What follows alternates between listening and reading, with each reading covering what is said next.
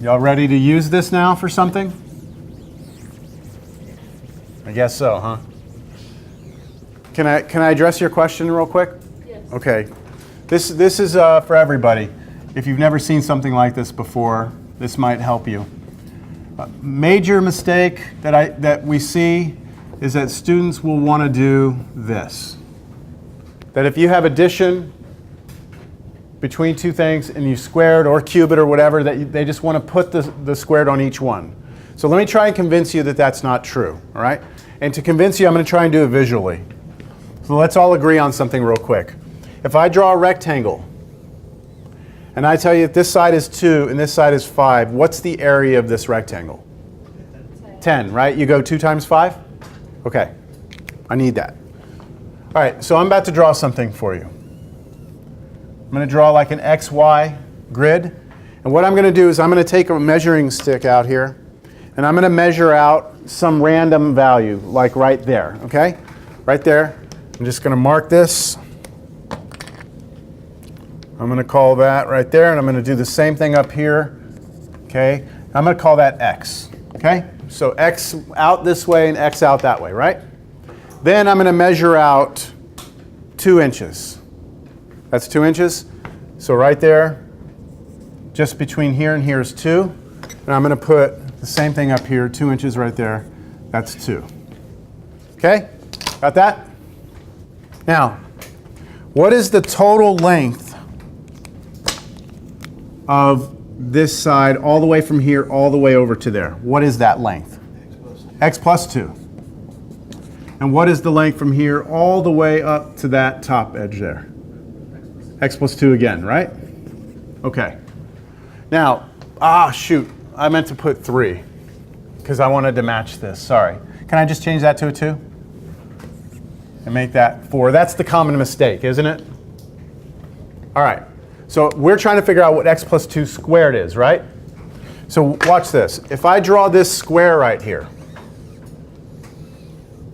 isn't the area of that entire thing, the area of the entire thing, isn't that X plus 2 times X plus 2? Which is X plus 2 squared? Yes? Still with me? Okay, now watch. I'm going to draw a smaller square in here. What is the area of that square? It's X and X, right? Isn't that X squared right there? Yes? Okay, now up here, see that square right there? How wide is that? 2. How wide is that? 2. So the area of that's 4, isn't it? You with me? So if I do X squared and 4, that's what you would be saying the answer is to this, right? But you're actually missing this piece and this piece. What's the area of this rectangle? How wide is it? 2. How tall is it? X. So isn't that 2x? And then what about this piece here? 2x again, right? 2 and then x. So these two together is what? 4x, right? 4x. So if you do it this way, you're actually just getting this square and this square. You're missing those two. That's why this is incorrect. If you actually do this multiplication out, you're supposed to do FOIL, aren't you? And if you do that, you get x squared plus 2x plus 2x plus 4. And look at that. It's x squared plus 2x plus 2x plus 4. It gets you the whole thing. I don't know if that's a visual kind of explanation as to why you can't do it. If you follow that, great. If you didn't, I think you'll still survive. All right, let's talk about the next topic, marginal analysis in business.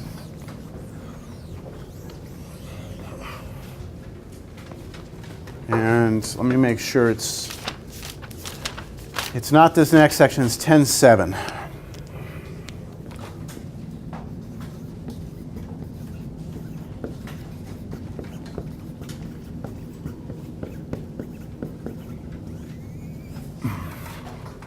Okay, so here's how I'm going to try and motivate this with a picture and a specific example. Let's say we have X and this is measured in years. And let's say this is value of a car in dollars. Okay, that's our y-axis. So if you ever are in the have the opportunity to buy a car, have any of you actually bought your own car yet? Okay. You go to the dealership, you negotiate a price, you buy the vehicle, right? And at that instant, we're going to call that 0 years when you buy the car. The value of the car, we're going to say, is the value that you paid for it, okay? Because the value of anything is only what someone is willing to pay for it, right? So let's just say, for the sake of making numbers easy here, let's say that you pay $10,000 for that car, all right? So what's going to happen to the value over time? It should go down. It should depreciate. I mean, cars are not investments usually, unless you buy like a Ferrari and then maybe like 20 years later it'll be, you know, collectible, whatever. But if you're buying like a Ford, you know, Focus, that's it. You know, it's just to get you from A to B, right? So what happens is the value starts to drop. Now, does the value drop really fast in the beginning, or does it drop slow and then later on drop fast? What do y'all think? How many of you think slow then fast?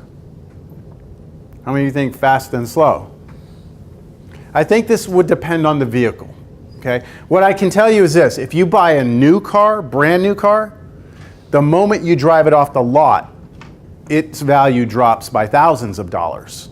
The minute you drive it off the lot, new cars lose value, which is why I recommend you never buy a new car, unless unless you've got the disposable income to do it. All right. Always try and buy a nice used car because somebody else already took that hit, that initial hit for the value. Okay, so most of the time, this doesn't work for all cars, but most of the time, the value is going to drop pretty rapidly in the beginning. And then as time goes on, the value still goes down, but it's not as rapid. Which is why if you pay your car off, right, you owe $0, your car is still going to have some value, right? Even if it's, as long as it's running, you know, you're going to be able to sell that for, you know, a couple $100 if it's really a clunker, whatever, you know? It's that those initial years where the value really drops. And then it starts to kind of taper off, all right?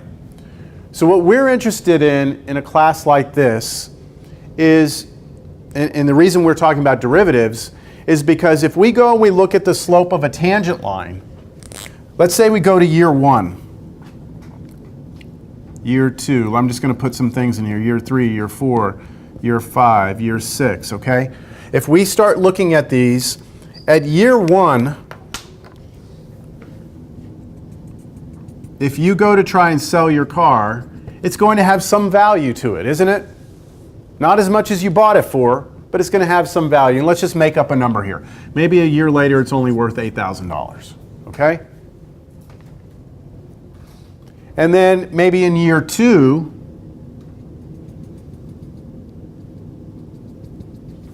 let's say it's worth $6,000.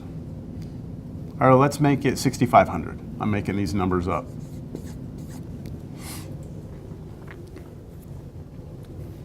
And then let's say in year 3, it's worth $5,250.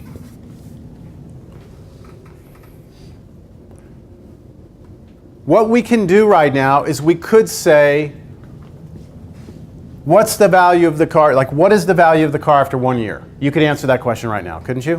What is the value of the car after 1 year? $8,000. What's the value of the car after 2 years? $6,500, right? Those are not calculus questions. That's algebra questions. You're just plugging in and getting a value.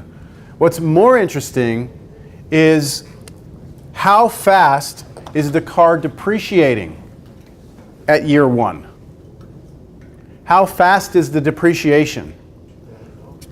Well, you said 2,000? At year 1, we can look at this 2 different ways. At year 1, it changed from here to here, didn't it? And I could find the slope of that line, right? And that slope would be rise over run. What's the rise? How much did it change by? It went down 2,000 and over how many? 1. So on that little line segment, that would be negative 2,000. Do y'all agree with that? And then you could check on the next year from here to here, what's the slope of this line right there? Just between there and there. So how much did it go down by? 1,500. How much did it go over by? 1. So this would be negative 1,500. Do you understand what's happening here? Then I could check this one from here to here. What's that one? This is going to be negative 1,250. So from when you bought the car to year 1, it depreciated by $2,000. Between years 1 and 2, it depreciated by this much. Between years 2 and 3, it depreciated by this much. Yes? Still, there's no calculus here. The calculus comes in when we talk about tangent lines. So what if I come here, and right here at this first dot, I draw the tangent line. Right there. That slope is going to give me the rate at which I'm depreciating at exactly 1 year. Not on average, not the average amount over the entire year, but exactly at that year. Compare the slope of this line to the slope of the tangent line here at year 3. Wouldn't that tangent line go like this? Yes? Okay, so both of these lines have negative slopes, don't they? Negative slope, negative slope. But this would have a bigger negative slope, wouldn't it? Than this one. This would be a smaller negative. So let's say we don't have any graph. Let's say somebody gave us a function. I know I'm almost out of time. Let's get the sign-in sheet going around real quick. Go ahead. Let's say I gave us a function without a picture. Let's say that function represented some profit or depreciation of something. Then you could actually tell me how fast it is changing at a specific point. How would you do that? I would need to find the derivative, wouldn't I? If I could find the derivative of this function, which would be what? Negative 2x plus 5. Then somebody tell me when you want me to go look. Like give me a value of x, and I will be able to tell you the slope of the tangent line there. Y'all see that? So what we're going to do next class is we're going to look at some cost functions, some profit functions, and we're going to start to try and find what's called the marginal, either profit or marginal cost or marginal revenue, which basically comes down to finding the slope of that tangent line. Do y'all see how the slope of the tangent line will be valuable information for us? Okay. So that's what we'll do next class. We didn't quite get a chance. Do your homework for 10.5. I already put the video solutions for that up on the web, so you should be good to go. Make sure you sign in. Y'all have a good day. Our test is on the 20th of February.